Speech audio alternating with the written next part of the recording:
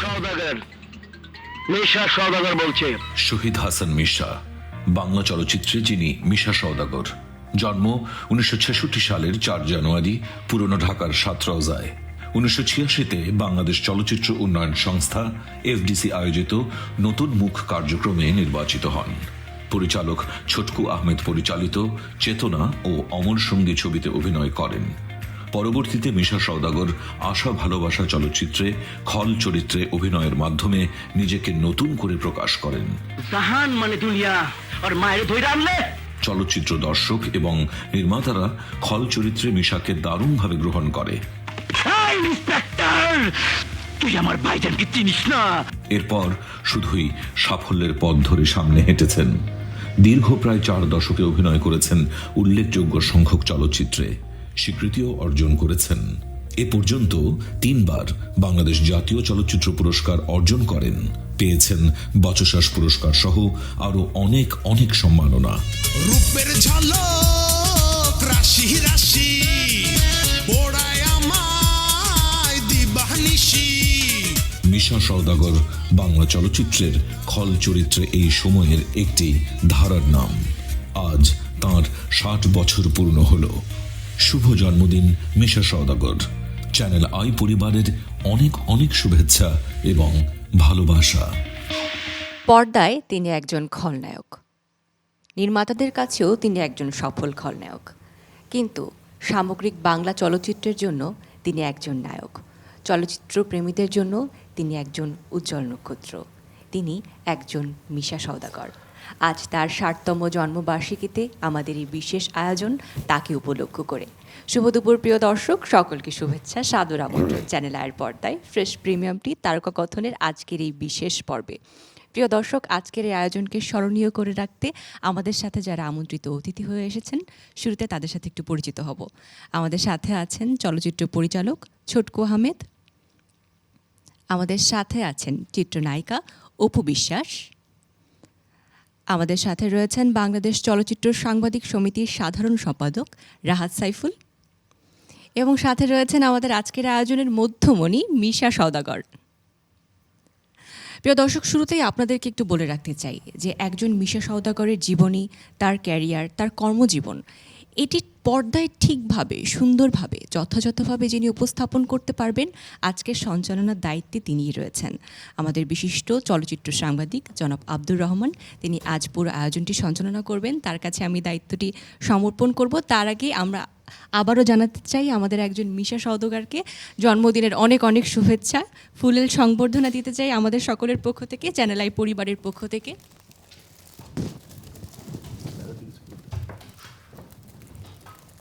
Thank you very much. Thank you very much.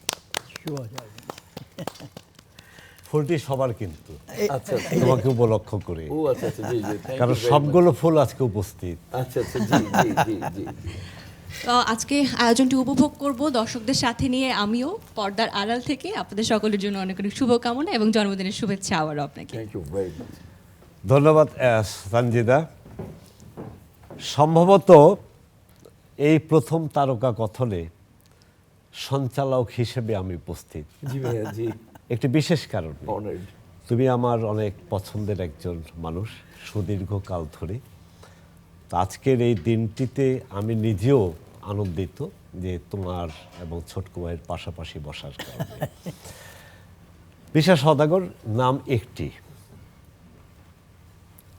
আমরা যখন পর্দায় দেখি মারদাঙ্গা এবং একেবারেই খলনায়ক চরিত্রে যতটুকু যা আবেদন দরকার তুমি তাই করে আসছো।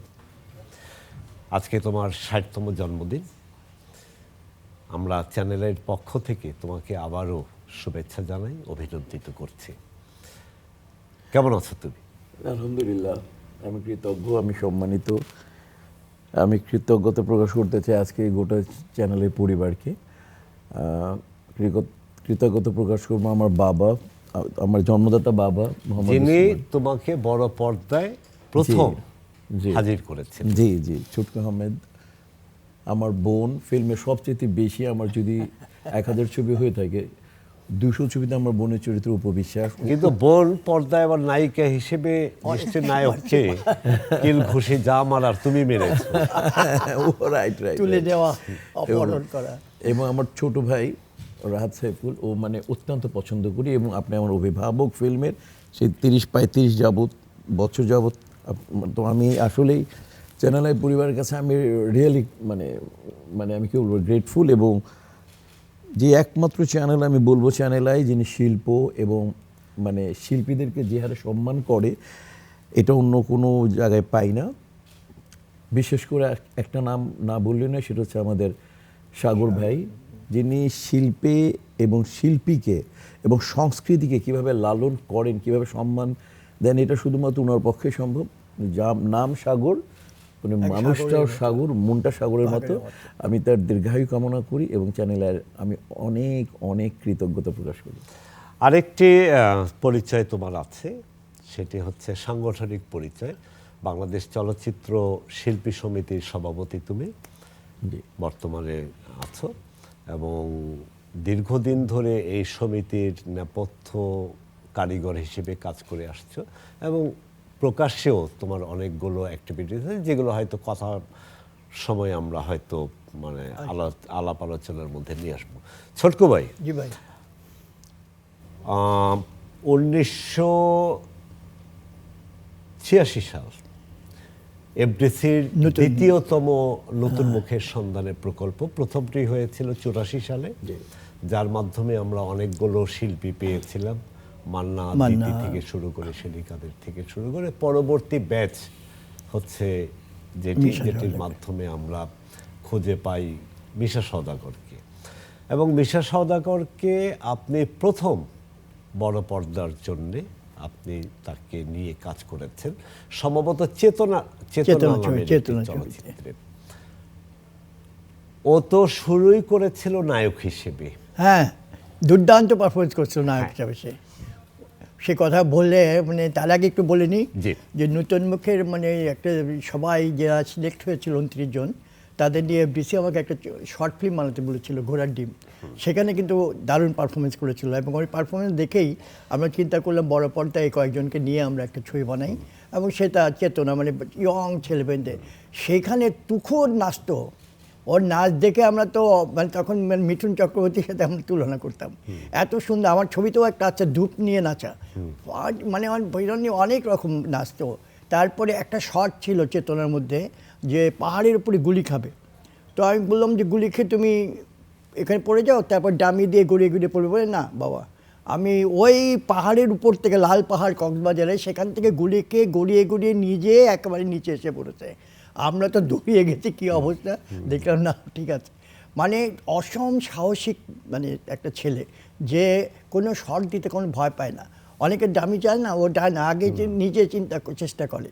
তো চেতনা ছবিতে ওর অভিনয় দেখে আমি এত মুগ্ধ হয়ে গেছি যে আমি চেয়েছি এই ছেলেটা যেন ব্রাইট হয়ে আসে, কিন্তু তখন নায়ক হিসাবে ও আর দাঁড়াতে পারলো না।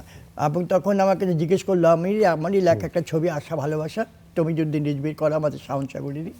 তখন আমার কাছে বললো যে বাবা আমি কি করব, আমি এখানে একটা ভালো ক্যারেক্টার আছে খলনায়কের, খুব ভালো ক্যারেক্টার, এবং সাথে সাথে ডায়লগগুলোও খুব ভালো, মানে রিপিট অফ ডায়লগ, বলে আমার দেখবি, আমার দেখবি, দেখবি, এরকম রিপিটেশন অফ ডায়লগ।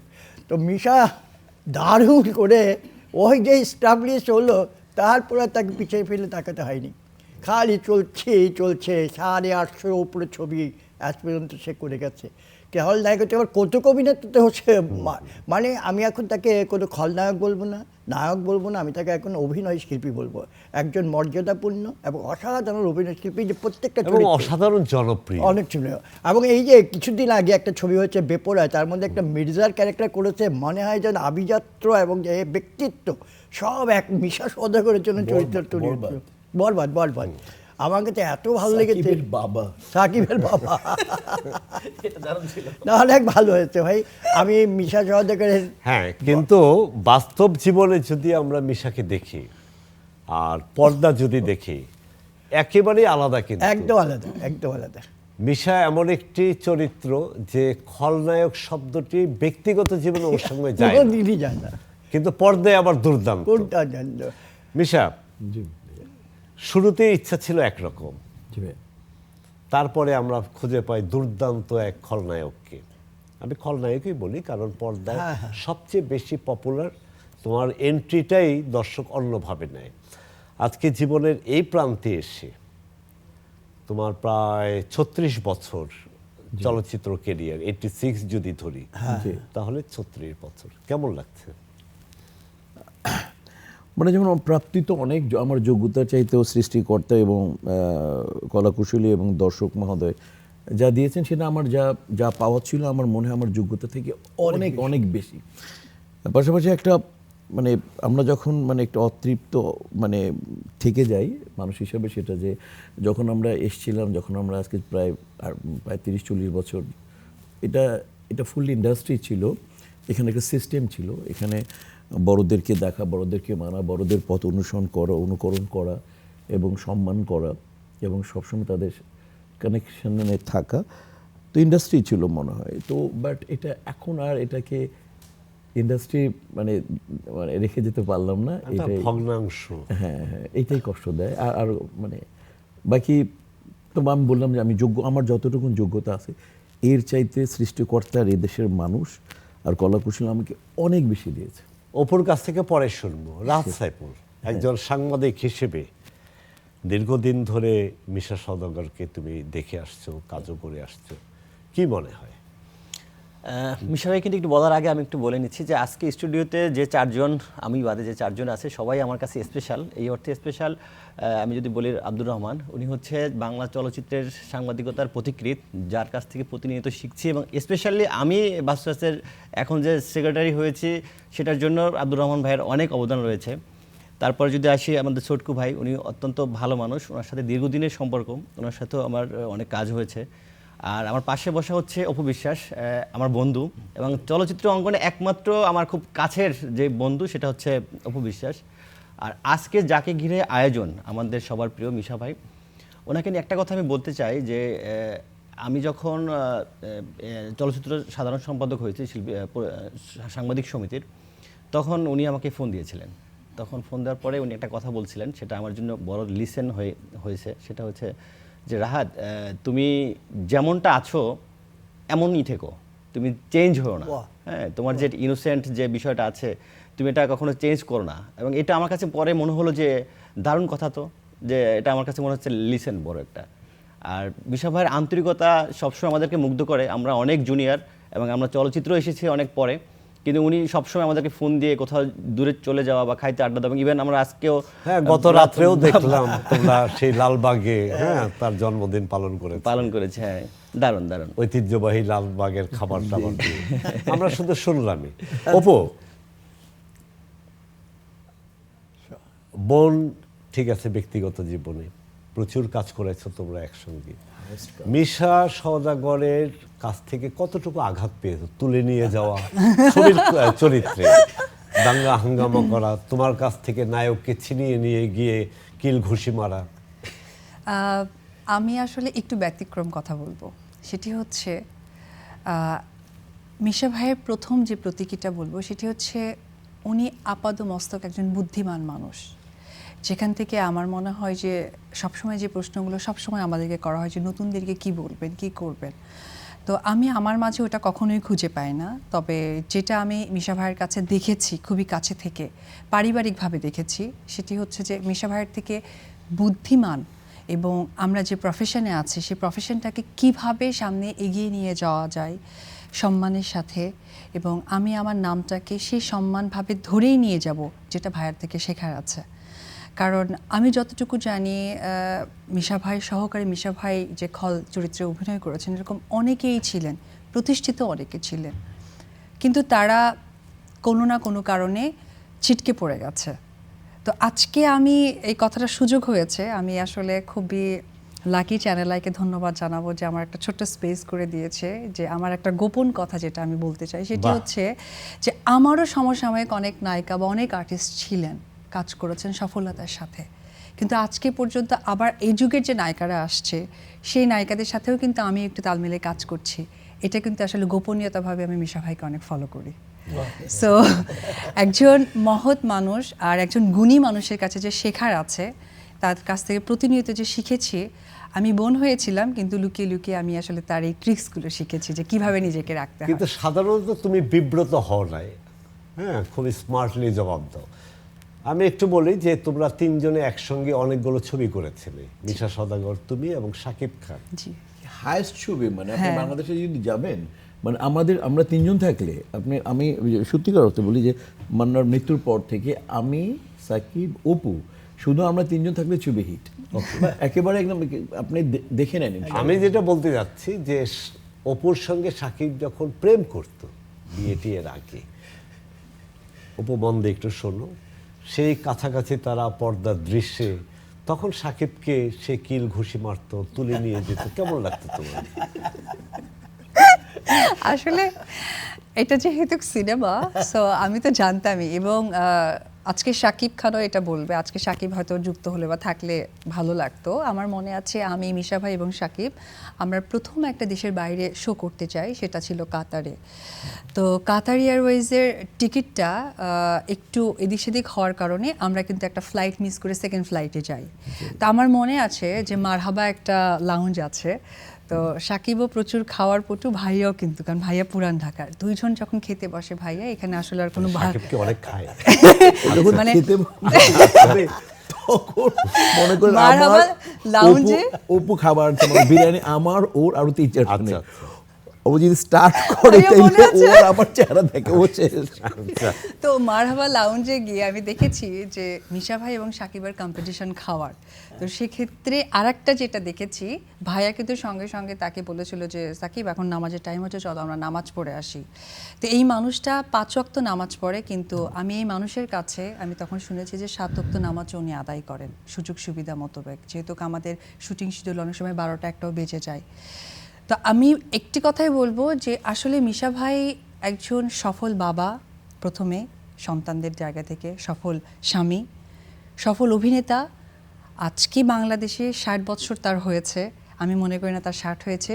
সে এখন বাংলাদেশের সফল একজন ব্যক্তিত্ব। হ্যাঁ, সফল স্বামী আরও বলতে পারি এই কারণে যে আমি একটা রিল দেখলাম যে এ যাবৎ মিশা তার ওয়াইফকে রান্নাঘরেই ঢুকতে দেয়নি, জীবনে যে রান্না করবে, কষ্ট হবে ওয়াইফের। আমি কোনোদিন বলিনি এক কাপ চা দাও আমাকে, লাইফে বলিনি। কেন এত ভালোবাসা? না, এটা ভালোবাসার জন্য না, আসলে হয়েছে কি, মানে আপনার বৌমা মানে স্টুডেন্ট অত্যন্ত ভালো ছিল, ও তো ডক্টর ছিল, চিনোনা মেডিকেল কলেজে পড়তো, 5ABতে 8ABতে এইটা সেটা স্টার। আমরা তো মোটামুটি পাস করি, আমরা তো শুধু পোস্ট পাস করি জামা কাপড় ঢাকায় হিসাবে। তো ওই যখন যে হোক বিয়ে হয়ে গেল, তখন ওনার আব্বা আম্মারা তো মোটেও চায়নি যে একটা ডাক্তার মেয়ে ওনার MS করা, আমেরিকাতে MS করা ছেলের সাথে বিয়ে দেবে। এখন আপনার বৌমার সাথে আমারই আন্ডারস্ট্যান্ডিং, এবং ও আমাকে বারবার বলতো যে তোমাকেও ভালোবাসে, বাবা আমাকেও ভালোবাসে, মানে এরকম নয় ভালোবাসলেই তোমাকেই বিয়ে করতে হবে। এবং আমি সবসময় যখনই দেখা হতো আমাদের, আমি সবসময় ফ্রাস্ট্রেটেড থাকতাম যে মানে আল্লাহ আমাদের মিল হবে না, আর আমি তাকে প্রেশার করতে পারতাম না, কারণ আমি যেহেতু নিম্ন মধ্যবিত্ত পরিবার ওন করি, যে বাবা মা একটা মেয়েকে বড় করছে এবং এত ভালো স্টুডেন্ট, তো ওনাদের এক এক্সপেকটেশন আছে তার মেয়ের উপর। তো আমিও না, আমার বোন যদি করতো এরকম, তো আমি চুপচাপ আমি ছেড়ে দিতাম, মানে আল্লাহ জানি নাকি, বাট মনে মনে তো এটা ছাড়া কোনো উপায় ছিল না। তো ফাইনালি যখন একেবারে ওনার পাসপোর্ট বানাতে বললো, ওকে আমেরিকায় পাঠিয়ে দেবে যে ছেলের সাথে বিয়ে হবে, তখন অনার্স পড়েও, তো ইয়েতে দেখেন ছটকু ভাই একটা স্ক্রিপ্টের মতোই কিন্তু। এবং আমি দেখা করতে গেছিলাম, আমার শ্বশুর শুনছে যে চিনোনা মেডিকেল কলেজে, আমি গেছিলাম, সাথে লেখাপড়া বন্ধ, পরে ওকে ঢাকা ইউনিভার্সিটিতে ফিজিক্স অনার্স করতেছে। তো তখন আমার দাদা হুজুর ছিলেন, উনি আর কি সব ঠিক করে দিলেন, তার পারমিশন নিয়ে আর কি, যে আমি জানেন আমার শ্বশুর শাশুড়ি, আমরা বিয়ে করলাম, যার বাসায় চলে গেলাম। তখন সিনেমা পুরোই সিনেমা, ইউনিভার্সিটি সমস্ত স্টুডেন্ট ছিল, সব আজকে বড় জায়গায় আছে ওনারা। তো তখন মানে বিয়ে করে আমি আমার বাসায়, সে তার বাসায়, কেউ জানি না। তো তখন আমি চিন্তা করলাম যে একজন মানুষ হিসাবে সে চেষ্টা করেছে তার ফ্যামিলিকে সম্মান দিতে, আমার ভালোবাসাকে সম্মান দিতে, আমাকে বিশ্বাস করেছে। তো তখন আমার মনে হলো না, জীবনে এই ওনাকে আর ছোট করবো না, মরে যাবো, ওনাকে আর ছোট করবো না। যে লোকটা আমাকে বিশ্বাস করলো, একে আর যা সে ফ্যামিলি থেকে সমস্ত কিছু বিশ্বাস করে যখন আমার বুঝলো যে আমি একটা আশ্রয়দাতা, তাহলে তো ইনাকে তো মানে আমার জীবন দিয়ে ইনাকে আমি সম্মান করব। তারপরে যখন তুমি প্রচুর খলনায়ক চরিত্রে অভিনয় করলে, নায়িকাদেরকে জড়িয়ে ধরলে, নায়ককে পেটা করলে, তো তোমার ওয়াইফ জি অন্য একটা ক্যারেক্টার খুঁজে পাইনি তোমার মধ্যে? না মানে ওই যেহেতু আপনি বুঝবেন আমরা এখানে সবাই সাংস্কৃতিক মনা, মানে যেমন আমাদের মানুষ অডিয়েন্স তো খুব ইজি অডিয়েন্স, ওরা যখন গান গায় বা ওরা যখন বেড সিন করে চিন্তা করে নায়ক নায়িকা বুঝি কী হয়েছে, আসলে এটা তো আমাদের অ্যাক্টিং, এটা তো কিরদার, এটা তো আমাদের চরিত্রায়ন।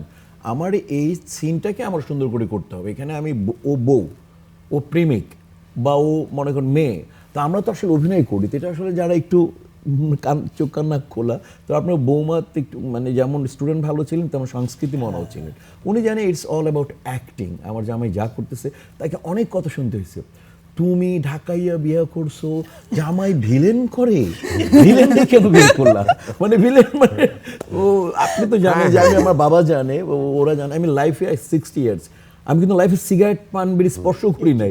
ও আমি তো প্লেয়ার ছিলাম মূলত, ওই স্পিডটা আমার আছে। তো ভিলেন নিয়ে বিয়ে করতে গেলাম, তাকে অনেক জায়গায় প্রশ্ন করতে মানে শুনতে হয়েছে, কিন্তু আবার আমায় সে বলতো তো, বাট মানে ও জানতো আমি অ্যাক্টিং করি আর আমার প্রতি বিশ্বাসটা ছিল, এই জন্য আমি দেখেন ওই বিশ্বাসটা করার জন্যই বলি, আজকেও বলি আমি ভাই 60 ইয়ার্স আমি কোনোদিন বলি না যে মিতা এক কাপ চা বানাও, রিয়েলি, কিন্তু এটা আমার অহংকার। ছোটকু ভাই, ওর কাছ থেকে যা শুনলাম ছোটখাটো একটা স্ক্রিপ্ট, তো একটা ছোটখাটো স্ক্রিপ্ট, গল্প, সিনেমা, সুপারহিট স্ক্রিপ্ট। হ্যাঁ আপনি মেয়ে ডাক্তার না হয়ে মেয়ে, আর ওইটা তো বললো আবার, কিন্তু আমরা যখন মেহমান যেতাম ও নিজের ইচ্ছে এসে খাওয়াতে, মানে কোনো রকম অহংকার বলতে কিচ্ছু নেই, এত একটা নির্ভেজাল একটা শান্তশিষ্ট মেয়ে আপনি খুব খুঁজে পাওয়া যায়। অপু, মিশার সঙ্গে কাজ করতে গিয়ে একজন মানুষ, ও আচ্ছা, মিশার একটা কথা আমি বলে নিই, সেটা আবার এই যে মিশা কিন্তু শুধু এগুলো না, ধার্মিক কিন্তু প্রচণ্ড। আমি কিন্তু নামাজ যেয়ে পড়ি এখন 5 ওয়াক্ত, এই মিশা বাবার কল্যাণে সে আমাকে জোর করে আমার পিছনে লেগে থেকে নামাজ পড়তে পড়তে অনুপ্রাণিত করেছে এবং আজকে নামাজ পড়েছে। এবং বিভিন্ন ধর্মের অনুষ্ঠানে মিশা কিন্তু সাবলীলভাবে ধর্মের ব্যাখ্যা দিয়ে যায়, এবং ধর্মের বিভিন্ন সূরা বিভিন্ন মানুষ অবাক হয়ে যায় যে একটা খলনায়ক ভিলেন, সে মদ পান করবে, মেয়েদের নিয়ে ঘুরবে, ওগুলোর মধ্যে নাই। এই জন্যে আমার সবচেয়ে প্রিয় একটা। যেটা বলছিলাম, কোন বৈশিষ্ট্য তোমার কি আলাদাভাবে চোখে পড়েছে যে হ্যাঁ মিশাকে এই জায়গা থেকে অন্যদের চেয়ে আরো একটু আলাদা করা যায় অভিনয়ের ক্ষেত্রে? অভিনয়ের ক্ষেত্রে তার তো একটা পার্সোনাল প্যাটার্ন আছে, যেটা কিন্তু একজনই মিশা ভাই, যেটা একজন অন্ধ লোকও বুঝতে পারবেন। সো এইটা তো একটা আর্টিস্ট নিজের মধ্যে গড়ে তোলা কিন্তু বিশাল ব্যাপার। কারণ কালের বিবর্তনে হয় কি যে একটা আর্টিস্ট কাজ করছে, যখন আপনি স্ক্রিনে দেখছেন মনে থাকছে, যখন স্ক্রিন থেকে চলে যাচ্ছে তখন কিন্তু আপনি ভুলে যাচ্ছেন, কিন্তু স্ক্রিন থেকে যাওয়ার পরেও মনে রাখার বিষয়টা কিন্তু খুব ইম্পর্ট্যান্ট। ওটাই কিন্তু অভিনয়, এবং ওটাই ধরে রাখা দর্শকদের মাঝে, যেটা ভাইয়ের ভীষণভাবে আছে যে মিশা ভাই, এটা বোঝাই যায়। তো ওই জায়গা থেকে এইটা তার অভিনয়ের জায়গাটা আমার কাছে সবসময় মনে হয়, এবং অলওয়েজ উনি যে ক্যারেক্টারই করেন না কেন সেটা তার নিজের মধ্যে ওন করেন, যেটা আমরা পাশে থেকে তার কাছ থেকে শিখেছি। আর ব্যক্তিগত যদি বলা হয়, উনি একদমই একজন সিম্পল মানুষ, কারণ এত কাজ করেছি, মানে আমাদের এমনও হয়েছে যে কক্সবাজারের 4-5টা সিনেমার শুটিং একের পর এক সাইন হচ্ছে করছি, তখন বাধ্য হয়ে বাবুরা ভাবিরা হয়তো কক্সবাজার ঘুরতে গিয়েছে। তো তখন ব্যক্তিগত জায়গাটা দেখেছি, ভাইয়ার মাইনাস প্লাস জানি না, খেতে অনেক পছন্দ করে, আর সেকেন্ডলি হচ্ছে খেতে বসলে পাশে যারা আছে তাদেরকে ইন্সপায়ার করে, এই খাও খাও, খাবে না কেন, এই এটা খাওয়া না কেন। আর একটা বিষয় যেটা আমি বলি যে ভাইয়া প্রচুর হাসাতে পারে, মানে তার ভিতরে যে একটা গুপ্ত কমেডি আছে, লাইক এটা শুটিং শেষে বোঝা যেত যে সে এই বিষয়টাকে খুব মাথায় রাখতো। আর একটা খুবই ভালোভাবে, সেটা হচ্ছে গার্জিয়ানশিপ। মানে মিশা ভাই আছে, আমাদের চিন্তা নাই, একটা গার্ডিয়ানশিপ, ভাইয়া দেখেন তো এটা কি হচ্ছে, ভাই এটা কি হওয়া দরকার, দেখছি বিষয়টা এইরকম। তো এই সব কিছু মিলে না, মানে অতিরিক্ত একটা ভালো মানুষ। গুপ্ত কমেডির কথা একটু শুনবো, তার আগে রাহাত, সাংবাদিক হিসেবে একেবারেই কি মানে রাহাত মিশার কোনো রকম ভুল ত্রুটি লেখার মতো চোখে পড়েনি? না, ভুল ত্রুটি না, বলে ফেলো, আজকেই সুযোগ। ভাই মন থেকে বল, মিশা ভাইকে যখন আমরা তো স্ক্রিনে দেখতাম ছোটবেলায়, তখন ভয় পেতাম, এবং যখন আমি সাংবাদিকতা শুরু করি তখনও আমার কাছে মনে হচ্ছে এটা অ্যাংরি লোক বা এই লোকটা খুব ভয়ানক। তা আমার মনে আছে আমি 2 নম্বর জসিম ফ্লোরে, তো ভাইয়া বসা, তো ওদিনকে আমি ঢুকলাম, তো ঢুকে আমি সাইমুন সাদিকের সাথে কথা বলতেছিলাম, তো বলছে আসো এফডিসিতে আসো, আমরা 2 নম্বর সিটে আছি। এখন আমি দরজা খুলে ফাঁকা করে দেখি মিশা ভাই বসা। তো আমি একটু ভয় পাচ্ছিলাম, আমি ঢুকতেছিলাম না যে মিশা ভাই বসা, এখানে আবার কি লোক, এই কি অ্যাংরি মানুষ। হ্যাঁ, আমি ঢুকতেছিলাম না, ওয়েট করতেছিলাম। পরে আমি ঢুকিও নাই শেষ পর্যন্ত। সাইমন সাদিক যখন বের হলো তার সঙ্গে গিয়ে আমি ঢুকলাম। এরপরে আমি মিশা ভাইয়ের সাথে ফার্স্ট আমার আসলে ভালোভাবে মেশা হয় মোস্তাফিজুর রহমান মানিকের একটা শুটিং সেটে।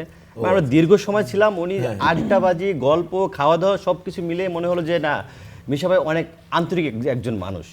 এবং সর্বশেষ কালকে যেটা গল্প বললি সেটা হচ্ছে আমাদের এক ছোট ভাই, গতকাল মধ্যরাতে যে গল্পটা, খাবার তো খাবার, হ্যাঁ।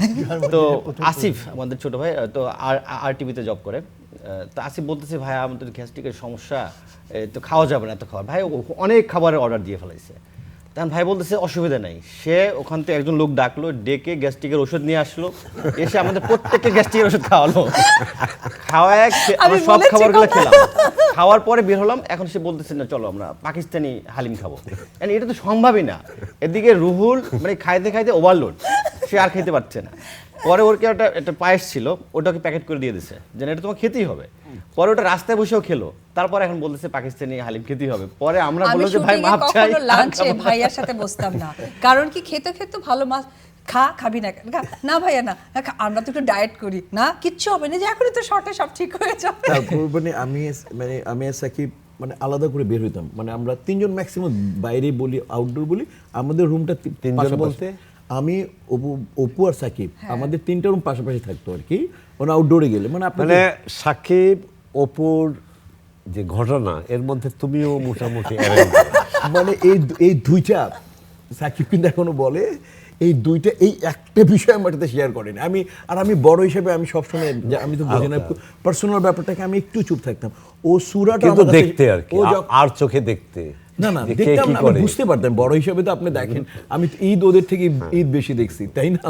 তো আপনি আমার থেকে বেশি দেখছেন, আমার বাবা আরো বেশি দেখছে। তো আমরা তো এক্সপিরিয়েন্স, তো বুঝতে পারতাম। কিন্তু ওরা সব ব্যাপারে মনে ওর একটা প্রপার্টি কিনবে, ও একটা বিল্ডিং হচ্ছে, ও এটা করবে, এটা ফিক্সড ডিপোজিট করবে। আমরা খুবই আমার ফ্যামিলি ছিলাম। সাকিব এটা কিনবে, আমার এটা করা উচিত, এই ছবি ধরা উচিত না, দেশ বিদেশে আমাদের প্রোগ্রাম। তো খাওয়ার ব্যাপারে খালি বলি, তখন আমরা একটা ফ্যামিলি আর কি, টিল আমরা ফ্যামিলি। হয়তো এখন ব্যস্ততার জন্য আমাদের কম হয়। আমার সুরা কিন্তু ভাইয়া শিখে, হ্যাঁ, ও কিন্তু আমার কাছ থেকে নিয়ে যাবেন, সবাই এটা বলেন। তো ওর কিন্তু আমরা কিন্তু দেখেন একটা মানুষ, ওর সম্পর্কে যেহেতু এখন সুযোগ পেয়েছি, একটা মানুষ দেখেন, আমরা সবাই জানি ট্রমা বলেন, স্ট্রাগল বলেন, এখন পর্যন্ত নিজেকে যেভাবে ঢাকার মধ্যে যেভাবে নিজেকে শর্টান করে রেখেছে, এটাকে বাহবা পাওয়ার মতো একদম। এটা এটাকে ওর উপরে ছবি হওয়া উচিত। আমি বললাম তো, ওর উপরে স্ক্রিপ্ট বানান, ওর জাস্ট ওর জীবনের স্ক্রিপ্ট বানান, দেখেন কাজেই হচ্ছে। এবং সে এখনো দেখে কিভাবে রিফর্ম করছে নিজেকে। মঞ্চের কথা আসে একটু, জি বলেন। বিভিন্ন অনুষ্ঠানে তো তোমাকে যেতেই হয়। জি হ্যাঁ। এবং যারা অ্যারেঞ্জার থাকেন তারা সাধারণত বলেন যে লাস্ট শেষে আসবে মিশা, কারণ এটি একটি চমক। মিশার যে প্রেজেন্টেশন, আমাকে লাস্ট জেমস ভাইয়ের আগে আমি করতাম, আসিফ থাকলে আগে আমি, জি, যে মঞ্চ মাতানো। জি জি। এবং অডিয়েন্স তোমার কাছে দুই একটি তোমার খুব কমন জনপ্রিয় ডায়লগ শুনতে চাই। জি জি জি, আজকে একটু শুনতে চাই। আসলে তাহলে দুটো বলি। একটা বলি যে যিনি আমার উপরে আল্লাহ, আমার বাবা জন্মদাতা, বাবার এই যে ছোট কাজে না বেশি প্রশংসা করতে পারে একটা ছেলে, অল্প একটু উপকার যদি কেউ করেছে তার জন্য সে জান দিয়ে দেবে। আমার মেয়ের বিয়েতে সব রান্না বান্না থেকে সবকিছু সেই করেছে। আমার চার মেয়ে যখন মাস্টার্স করলো, সে একটা বিরাট পার্টি দিয়েছে, অল্প একটুতে। তো আমার বাবারই লেখাটা কথা বলি যে আমি আমার লোম দাঁড়ায় গেল। আমার সমস্ত কিছু পিছনে আমার বাবা জড়িত। আমাকে প্রথমে স্টার বানালো, আশা ভালোবাসার ছবি ডায়লগ বলি তাহলে, যে ছবিতে আমি খালি বললাম যে গল্পটা শোনালো বাবা, বাবা বলে এটা করতে, এটা করলে তো স্টার হবে। তো তখনই ওই আশা ভালোবাসা বলি, যেহেতু সালমান, এই আমার এটা ভাইরাল ডায়লগ, সবাই এটাই শুনতে চায়, এটাই বলে। যেহেতু সালমান শাহকে আমরা সম্মানার্থে বলি এটা। তারপরে আমাদের একটা ছবির কথা বলবো, বাবার লেখা, পরিচালক তুমি যদি রিজভি। আমি যে মেয়েকে ভালোবাসি, সালমান মেয়েকে ভালোবাসেন, আর্টিস্টটা সাবরিনা ছিল। তো আমি ওনার মাকে যে আমি ধমক দিচ্ছি, আমি আবার দাদন দেই কি কি টাকার পয়সা নেই কি কি হিসাব কিতাব ছিল। ওনার মা আমাকে বললেন যে মেয়র সাহেব আপনি জোচ্চুরি করছেন, এই শব্দটা আমি নিতে পারিনি, তখন তো আমি জমিদার, ওরা সাধারণ মানুষ।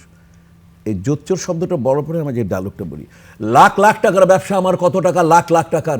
10 গ্রামের জমিদার আসছিল আমার বাপ দাদা 14 পুরুষ, কি আসছিল জমিদার, সেই জমিদারের পোলা আমি আকরাম জোরদার, আমি করি জোত চুরি। আর এই বেটি এই, আমি তোর মুখ ধরে সিরা ফালিল, আমার কোনো অন্যায় হইব না। এরপরে তোর 3 মাসের সময় দিলাম। কয় মাস? এই 3 মাসের মধ্যে সুদ সহ টাকা আমরা না দিলে তোর 4টি বাটি গোলকেরা সোজা গ্রাম থেকে বিদায় করে দিব। যা যা যা। অসাধারণ। আজকের আবারও বলি মিশা, তোমার এই বিশেষ দিনে আমাদের সবার পক্ষ থেকে তোমাকে অনেক অনেক শুভেচ্ছা, তোমার জন্য অনেক শুভকামনা। এই অনুষ্ঠান শেষ করতে গিয়ে একটি দুঃসংবাদ আমাদের কানে আসছে। আমাদের বাংলাদেশের প্রখ্যাত চলচ্চিত্র গ্রাহক আব্দুল লতিফ বাচ্চু একটু আগে ইন্তেকাল করেছেন। মানে বাংলাদেশের চলচ্চিত্রের আরেকটি শেকড়, স্তম্ভ। তো তার প্রতি আমাদের গভীর শ্রদ্ধা। অসাধারণ ভালো একজন মানুষ ছিলেন। এই দেশের সিনেমার জন্য উনি যা কিছু করে গিয়েছেন নেপথ্যে এবং প্রকাশ্যে, এদেশ আমি মনে করি যতদিন আমাদের চলচ্চিত্র শিল্প থাকবে ততদিন আব্দুল লতিফ বাচ্চুর নামটুকু স্বর্ণের অক্ষরে থাকবে। সবাইকে অনেক অনেক শুভেচ্ছা, ভালোবাসা। প্রিয় দর্শক, আব্দুল লতিফ বাচ্চুর জন্য আমাদের একটা বিনম্র শ্রদ্ধা থাকবে সেই সাথে ওদের প্রতিও আমাদের অনেক অনেক অনন্ত শুভেচ্ছা। ধন্যবাদ সবাইকে।